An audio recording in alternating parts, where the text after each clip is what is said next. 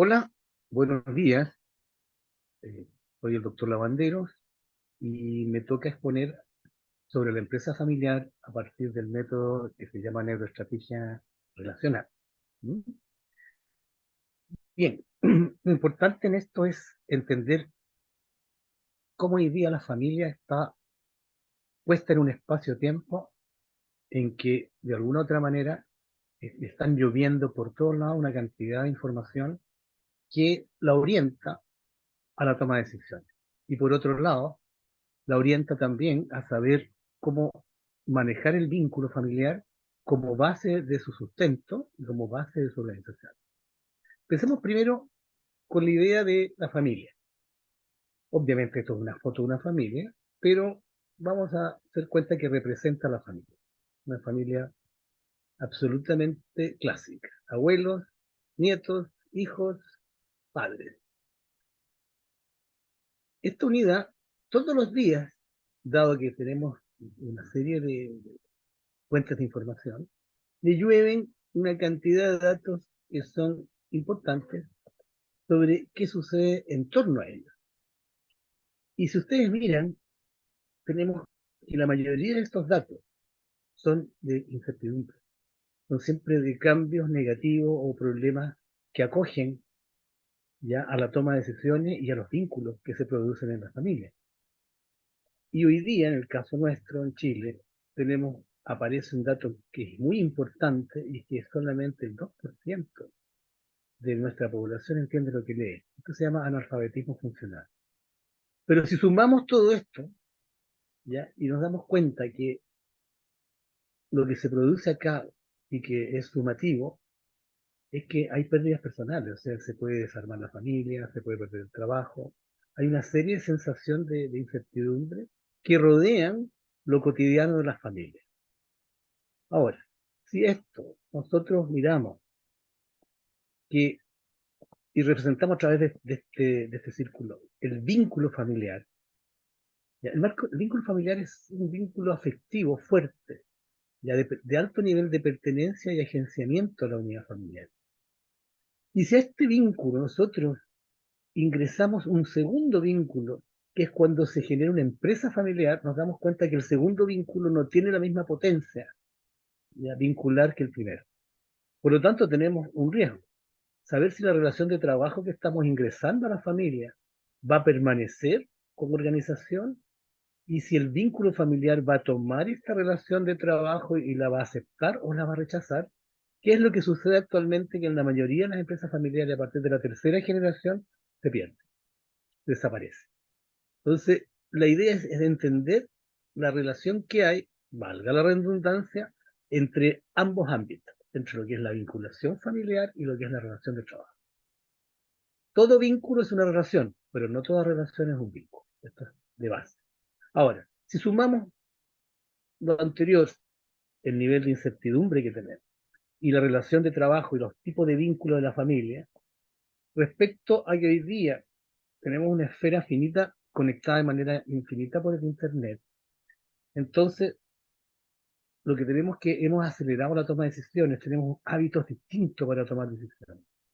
Si todo esto lo llevamos a una ecuación, por darle una eh, forma formal, como dirían algunos amigos, podríamos decir que decidir hoy día es una suma de contextos de incertidumbre multiplicado por la velocidad con que se toman las decisiones. Y eso nos lleva directamente a decir qué manejamos hoy día en una empresa y particularmente en una empresa familiar. Manejamos la incertidumbre y la complejidad vincular. Este es nuestro problema. ¿De qué manera, manejando la incertidumbre y la complejidad vincular, podemos sostener y hacer viable una empresa familiar? Entonces, lo primero es entender la parte estructural, o sea, cómo estas relaciones se estructuran y le dan forma a la organización familiar. Por lo tanto, la pregunta es si la estructura actual, bajo las condiciones de incertidumbre y complejidad, responden esas estructuras a este tipo de demanda y a este tipo de contexto. Y tenemos que ver que lo más aproximado que tenemos son entender los espacios en blanco. ¿Qué son los espacios en blanco? Son lo que ustedes siempre han escuchado, las relaciones informales. o sea, lo que está detrás del organigrama. Esto es que cuando vemos nuestras empresas o nuestras organizaciones, siempre hemos tenido que representarlas funcionalmente a partir de un organigrama. Este organigrama tiene niveles jerárquicos distintos, pero si nosotros miramos detrás de él, vamos a encontrar que las relaciones informales no reproducen el organigrama, por el contrario, se interconectan, descienden, suben, nadie sabe en el fondo cómo funcionan, pero se genera una estructura muy distinta a la del organigrama. Por lo tanto, es mucho más cercano a esto lo que sentimos y vemos que lo que aparece representado como forma de un organigrama. Y si somos bien astutos, ¿ya? Y tratamos de entrar mucho más al fondo de lo que hay atrás, nos encontramos con todo esto. Amoríos, tratos secretos, celos, admiraciones, conectados por religión, resentimiento, hay de todo. O sea, lo que reproduce una organización reproduce todos los hábitos buenos y malos que tiene una sociedad en la que vivimos actualmente. Por lo tanto, la gestión se hace sobre este tipo de relaciones y el organigrama vendría a ser como algo puro que pristino, cosa que no funciona como se ve o como debería creer que se ve. Bien, entonces, ¿con qué nos encontramos? Que este sistema de redes, esta estructura que estamos viendo informal, tiene que resolver problemas, gestionar desafíos, dirigir, etcétera. Esto es lo que sucede en cualquier empresa. Y nos encontramos con la primera base de lo que es la cibernética, que es la ley de variedad de Ashby. Y la variedad funciona, en este caso, cuando uno trata de implementar una idea o una tecnología o un cambio, se encuentra con que nadie va a decir que no, por el contrario, todos van a estar a favor y van a entregar una variedad de estilos y ideas que nos lleva justamente a generar las propuestas y las decisiones. Sin embargo, cuando queremos implementar esa tecnología o implementar el cambio, ya nos encontramos con un segundo problema que son la variedad de intereses, que nunca es transparente. La variedad de intereses siempre está atrás, está en la sombra, porque la variedad de intereses tiene que ver con la estabilidad y con el no cambio que hay dentro de la organización. Es el espacio justamente de no cambio. Y esto, ¿cómo se sabe? A través de lo que se llama desalineación. Cuando ustedes se dan cuenta que en el equipo que están tomando decisiones, por mucho que digan sí, estamos de acuerdo, en la acción no responde a este tipo de propuestas, entonces ustedes están de frente a lo que se llama variedad de intereses que está funcionando sobre la toma de decisiones. Aquí vamos a ver algunos ejemplos. Este es un mapa de confianza de una empresa familiar, en el cual por un lado tenemos la confianza desde el gerente general y la confianza hacia el gerente general que está en rojo. Si esto estuviera ok, no tendríamos esa diferencia entre una y otra de las gráficas. De hecho, si se dan cuenta, el gerente general tiene más confianza en gente que desconfía de él. Entonces, aquí ya tenemos un proceso de desalineamiento respecto a lo que es la toma de decisiones. O sea, este es un gerente que podría estar totalmente aislado dentro de la red y decirles a todos que bueno, pero cuando quiere imponer o quiere tratar de poner algo, algún tipo de cambio, algo que mejore la toma de decisiones, se va a encontrar con una muralla china. Un segundo tipo de alineamiento son estos gráficos en el cual uno tiene en el eje X la certidumbre del discurso, la narrativa de la toma de decisiones, y por otro lado la llegada, a cuántas personas llega su narrativa. A mí me interesa mucho que vean el gráfico que está a su izquierda, inferior, donde el punto rojo representa al gerente, y se dan cuenta que él tiene baja certidumbre en términos de su discurso, y está muy lejos de todo el equipo. O sea, esta gerencia tenía muy poca posibilidad de ser viable en el tiempo, y de hecho desaparece. Y era un trabajo, una empresa importante a nivel de lo que era la estrategia. Un tercer tipo de desalineamiento lo vemos cuando utilizamos como base la, la estructura del organigrama y lo asociamos a los procesos productivos dentro de la empresa. En el caso de la imagen que está a su izquierda, tenemos procesos productivos y gerencias de producción o gerencias que tienen que ver con la toma directa en los procesos de producción. Aquí se pueden sacar varios elementos, ¿ya?, estructurales, por ejemplo, la conectividad, cuán conectado está el organigrama en relación a los procesos productivos, cuánto es el nivel de fragmentación que puede tener un organigrama en términos de lo que es la coordinación y la comunicación, cuán duro es jerárquicamente en términos del control, cómo se equiparan o cómo se hace equivalente el nivel de conectividad y coordinación entre una gerencia y otra a través del coeficiente de Gini, y finalmente se puede calcular un valor del organigrama, o sea, en unidades monetarias, cuánto produce este organigrama en relación a su estructura, ¿ya? El organigrama que tienen, perdón, la figura que tienen en su mano derecha es la misma figura, pero con mayor nivel de conectividad para mejorar lo que es la coordinación y la comunicación. Entonces, fíjense que aumentando incluso el nivel de gerencia a 3, pero disminuyendo todas las demás a subgerencia, ¿ya?, la conectividad aumentó a un punto 6, de un punto 14. Bajamos la fragmentación a 0,4, donde había una fragmentación de 0,8, o sea, en el fondo eran 3 empresas. Bajamos también el nivel de jerárquico de Krasher, o sea, hicimos más flexible la toma de decisiones por comunicación y coordinación. Mejoramos lo equitativo en términos de las conexiones que se necesitan con el coeficiente de Gini, y aumentamos el valor monetario de 1,53 a 5,98.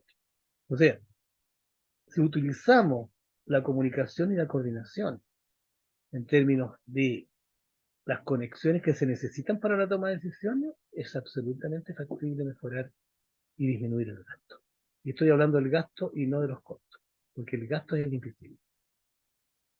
Entonces, si nosotros miramos las propuestas y decisiones y vemos su implementación, la neuroestrategia trabaja en el proceso de alineamiento.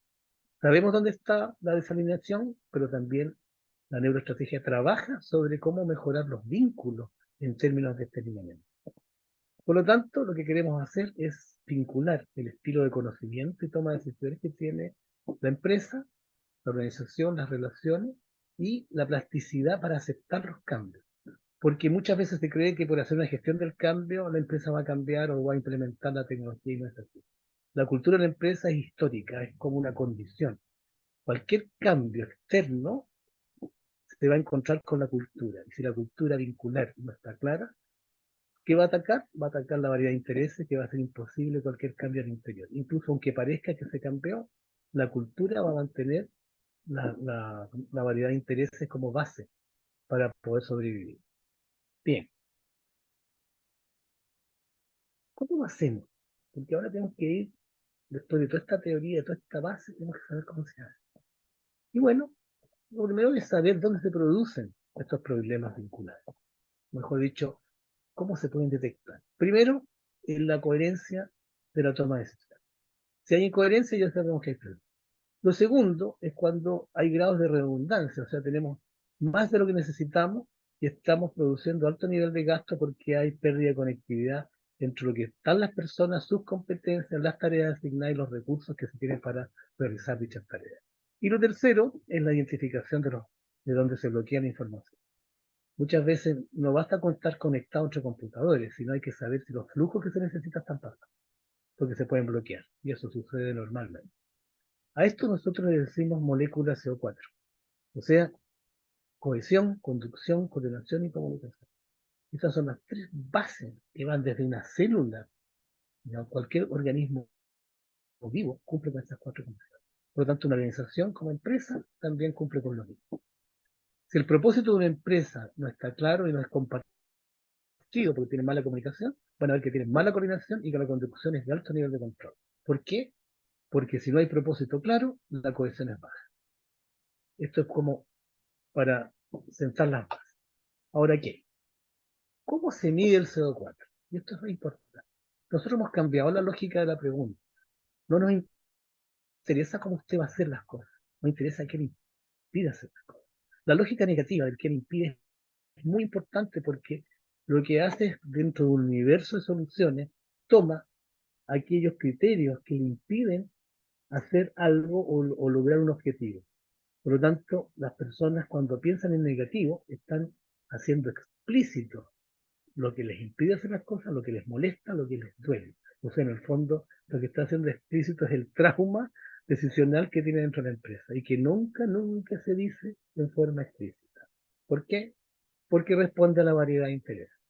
Por lo tanto, el que me impide logra a mí decir dónde están los problemas y cómo se solucionan. Y son las mismas personas las que entregan la solución. Entonces, ¿cómo se hace? Arriba van a ver dice red decisional. La red decisional son todas las personas que están tomando las decisiones o que quieren bajar decisiones. O sea, incluso en la red pueden ser hasta 30 personas sin problema. Y lo que se hace es utilizar mapeo de cognición, que es una representación gráfica del tipo de conectividad que diferentes personas hacen respecto a lo que dicen en relación a una pregunta. Y eso nos da una vía, que es la vía del sistema CO4, que genera una jerarquización de distinciones, valoran, y al valorar genera una estrategia de alineamiento. También puede ser un sistema P2P, digamos, de propósito, sostenibilidad, que es un sistema estratégico. Pero para el caso que estamos hablando hoy día, vamos al sistema CO4. Bien, esto es un mapa de cognición. Se hizo para una empresa que tenía problemas de alineamiento del director. El gerente general, en este caso, pidió hablar en relación a neuroestrategia y la pregunta que se hizo es, bueno, ¿qué le impide a usted alinear el directorio? Porque su intención era alinear, era su producto. Y si se dan cuenta, todas las condiciones que dicen ahí, todas las distinciones, que son las cajitas, lo que está dentro de las cajitas, están en negativo. Los socios no comparten objetivos, hay rivalización, existe cortoplacismo. Esto es todo negativo. Una vez que se dicen este tipo de cosas, ¿ya? Y que no se aclaran, solamente se dicen, ¿ya? Se conectan. Al conectarse, ustedes si miran el diagrama, se dan cuenta que hay conexiones azules, rojas y verdes. Las conexiones azules son de causa directa, una causa simple. Las rojas son de asociación simple, que es, por ejemplo, que está asociado por una experiencia, pero que no responde a una causa de efecto. Y las verdes son de conflicto. Todo esto lo hace la persona o el grupo de personas que se está evaluando. Una vez que se termina, se calcula, digamos, lo que se llaman los centralizadores o aquellos conceptos que tienen el mayor peso en términos de sus conexiones, pero también son profundos porque se ramifican como un árbol. Y esto nos da a nosotros soluciones de este tipo. Por ejemplo, nos dice que no hay definición de criterio estratégico, tiene 9 criterios de solución y 2 causas potenciales. ¿Ya? Por lo tanto, tenemos que mirar, digamos, cuántos juicios nos pueden dar la solución al problema. Una vez que se tiene este tipo de centralizadores, lo que se hace es evaluar el mapa. ¿Qué significa esto? Tomar todas las distinciones que se hicieron y clasificarlo en el CO4. O sea, ¿cuáles de las distinciones hechas dentro del mapa son de cohesión? ¿Cuáles son de comunicación? ¿Cuáles son de coordinación? ¿Y cuáles son de control? Por ejemplo, si no hay definición de criterio estratégico y los socios no comparten la propuesta y existe desconfianza, tiene que ver con un problema de cohesión dentro de la empresa. Una vez que tenemos clasificado el mapa, lo que hacemos es directamente mostrarlo en la red y ahora un mapa que estaba en blanco está clasificado. Por lo tanto, podemos aislar las distinciones que tienen que ver con el problema. Nos dimos cuenta que cuantitativamente la mayor cantidad de distinciones tenían que ver con la cohesión. Por lo tanto, la estrategia a desarrollar y a definir estratégicamente, se llama diseño estratégico, tiene que ver con mejorar la cohesión.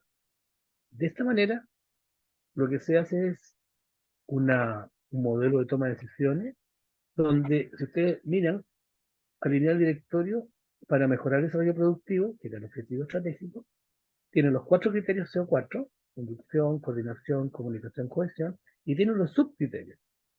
¿Ya? Esos subcriterios se tienen que valorar en relación a acciones de solución, que son las mismas personas, ¿cómo se llama? Las ponen sobre la mesa. Por lo tanto, todo el trabajo de diseño estratégico lo hacen las personas que tienen el problema. Porque aunque uno sea muy buen consultor, no vive el problema y aunque tenga mucha experiencia, la experiencia siempre es local. No se puede generalizar. Puede que se parezca en algún otro tema, pero no es generalizable.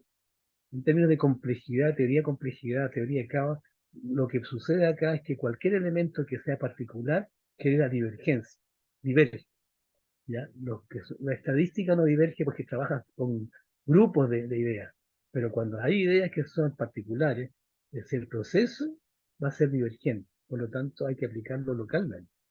¿Y quiénes son los locales? La gente que vive el problema. Por lo tanto, tenemos una serie de acciones que son solución, que las ven ellos y no las ve el consultor. No tiene por qué verlo, uno vive el problema.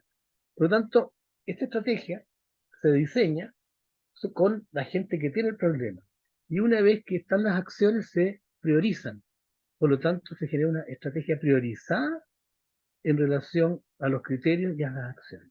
Esto es importantísimo porque en una neuroestrategia esto no dura más de 6 horas, pero hay que hacerlo en reuniones de 2 horas para no cansar la mente, como decimos nosotros. Por lo tanto, pero en 6 horas, no más que eso, usted tiene una estrategia y una solución en términos del conocimiento que tiene la empresa. Por eso se llama neuroestrategia. Y esto, en términos de lo que son los padres y los hijos, tiene algo que es muy importante. El mapa de cognitivo acepta juicios que son contrarios. Por lo tanto, el padre no puede imponer, ni el hijo puede decir que tiene ideas nuevas. Simplemente esas ideas quedan plasmadas en el mapa, con lo que se logra que el vínculo solucione un problema en conjunto. Se co-construye la solución padre-hijo y no se crean antecedentes simétricos que son decir que yo sé y que tú no sabes, etcétera, lo típico de las relaciones familiares. Entonces, para cuidar ese vínculo en la relación de trabajo, lo que se hace es co-construir la solución y la estrategia como familia. Y eso genera que el vínculo familiar sea mucho más potente y sea mucho más fuerte. ¿Por qué? Porque la solución se construye entre todos. ¿Mm? Bien, espero haberles explicado esto y en términos de un breve resumen, lo que estamos haciendo en la empresa familiar es responder a ese pregunta. Lo primero, lo que estamos hablando, la solución siempre está en la familia, siempre está en la red de la organización, es histórico. Segundo, cuando vemos crisis y creatividad van siempre de la mano. Cuando tenemos una crisis, siempre está la creatividad para resolver la crisis. Y la primera línea es lograr el alineamiento familiar en relación con el propósito. Si el propósito de la familia no está con el propósito de la empresa, entonces tenemos un proceso vincular que lo más probable es que deseche la relación de trabajo. Bien, espero haber respondido a esta segunda parte. Cualquier información, ya saben cómo llegar a nosotros. Esto sería. Muy amable, gracias por la atención.